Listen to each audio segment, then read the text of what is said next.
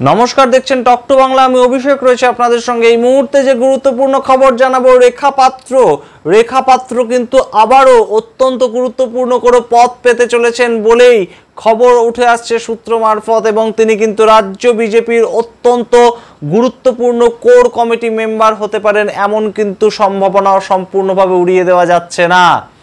এমন সম্ভাবনাকে মাথায় রেখেই কিন্তু রেখা পাত্রের আগামী দিনের ভবিষ্যৎ, আগামী দিনে তার যে পলিটিক্যাল কেরিয়ার, তা কিন্তু কোথাও গিয়ে কেন্দ্রীয় নেতৃত্ব, বিজেপির কেন্দ্রীয় নেতৃত্ব ভাবছে।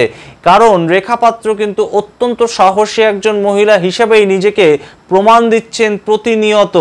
সুতরাং আগামী দিনে রেখা পাত্রকে কিন্তু সামনে রেখে লড়াই করতে পারে বিজেপি, এবং কোন কোন আসন্ন পদ তাকে ভেবেছে বিজেপির তরফ থেকে, যে খবর উঠে আসছে আমাদের কাছে, সেই খবর জানাবো। কিন্তু তার আগে অবশ্যই টক টু বাংলা ইউটিউব চ্যানেলটিকে সাবস্ক্রাইব করে এবং প্রত্যেকটি ভিডিও লাইক, কমেন্ট, শেয়ার করে বন্ধুবান্ধব পরিচিত মনে ছড়িয়ে দিন টক টু বাংলা।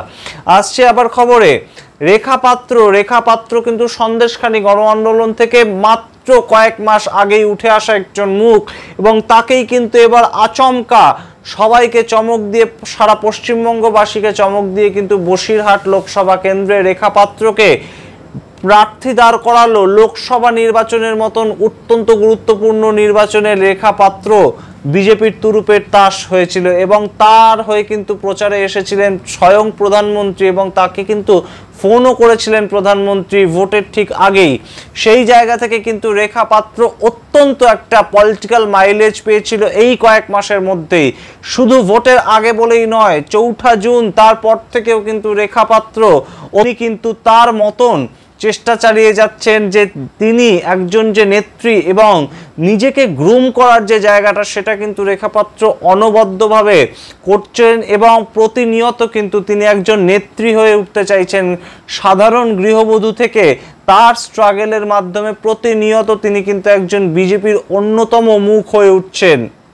এবং যে জায়গাটা অত্যন্ত গুরুত্বপূর্ণ, বিজেপি কিন্তু এই মুহূর্তে চাইছে 24-এর যে রেজাল্ট তাদের খারাপ হয়েছে, তার থেকে বেশ খানিকটা গা ঝাড়া দিয়ে উঠতে, এবং সেই জায়গা থেকে কিন্তু আরএসএস যে বক্তব্যটা পেশ করেছে অলরেডি বিজেপির সূত্রে, আমরা যা খবর পাচ্ছি যে বিজেপিকে নির্দেশ দিয়েছে আরএসএস এর পক্ষ থেকে যে পুরনো যে মুখ তাদেরকে আবার সংগঠনে নিয়ে আসতে হবে, কিংবা নতুন কোনো ফ্রেশ মুখ যারা কখনোই রাজনীতির সঙ্গে যুক্ত ছিল না কিন্তু এখন বিজেপির সঙ্গে যুক্ত, তেমন কোনো মানুষকে আবারও সংগঠনে নিয়ে আসতে হবে সংগঠন জোরালো করার জন্যে।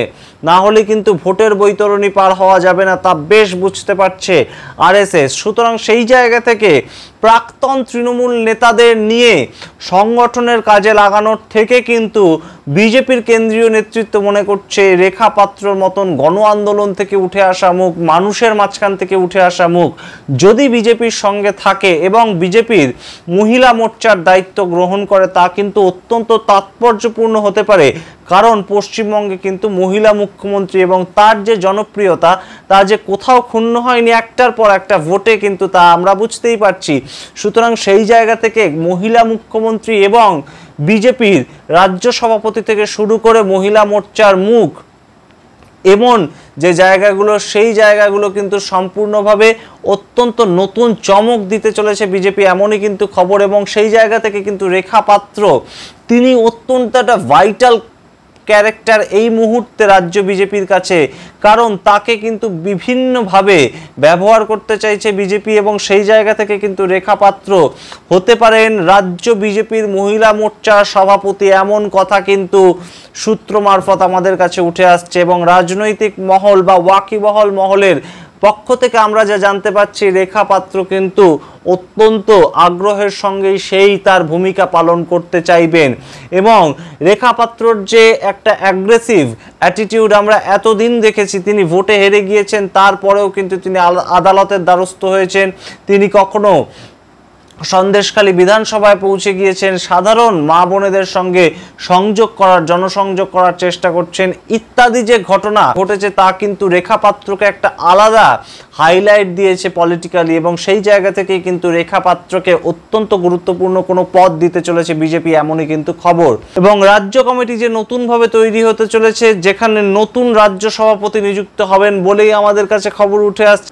কারণ ডক্টর সুকান্ত মজুমদার কিন্তু আর রাজ্য বিজেপির সভাপতি পদে থাকতে পারবেন না, কারণ তিনি অলরেডি কেন্দ্রীয় প্রতিমন্ত্রী হিসেবে তার দায়িত্ব সামলাচ্ছেন। সুতরাং বিজেপির যে নীতি এক ব্যক্তি এক পদ, সেই অনুযায়ী কিন্তু সেই পোস্টে কিন্তু নতুন কোনো মুখ অর্থাৎ পুরনো বিজেপি করা কোনো মুখ বসতে পারেন এবং সামগ্রিক সংগঠনের কিন্তু ভোল বদলে দিতে চলেছে বিজেপি, এমন কিন্তু খবর। এবং সেই জায়গা থেকেই কিন্তু উঠে আসছে যে মুখ রেখা পাত্র, এবং রেখা পাত্র কিন্তু রাজ্য কমিটিতে অত্যন্ত গুরুত্বপূর্ণ কোর কমিটির একজন মেম্বার হিসাবেও থাকতে পারেন।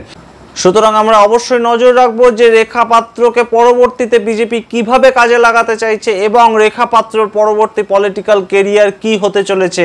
তিনি 26-এর ভোটে কি আবারও লড়াই করতে চলেছেন, কোনো সিটে প্রতিদ্বন্দ্বিতা করতে চলেছেন, এমন সম্ভাবনা কিন্তু সম্পূর্ণ উড়িয়ে দেওয়া যাচ্ছে না। কারণ 2024-এর যে লোকসভা ইলেকশন, সেখানে কিন্তু সন্দেশখালী বিধানসভা থেকে জয়লাভ করেছেন রেখা পাত্র, কিংবা লিড পেয়েছেন বলা যেতে পারে। সুতরাং কোনো একটি বিধানসভায় দাঁড়িয়ে তিনি যে আবার বিধানসভার অভ্যন্তরে প্রবেশ করবেন না, এমন সম্ভাবনা কিন্তু সম্পূর্ণ উড়িয়ে দিচ্ছে না রাজনৈতিক মহল। সুতরাং আমরা অবশ্যই নজর রাখবো সেই দিকে। আপনারা দেখতে থাকুন টক টু বাংলা।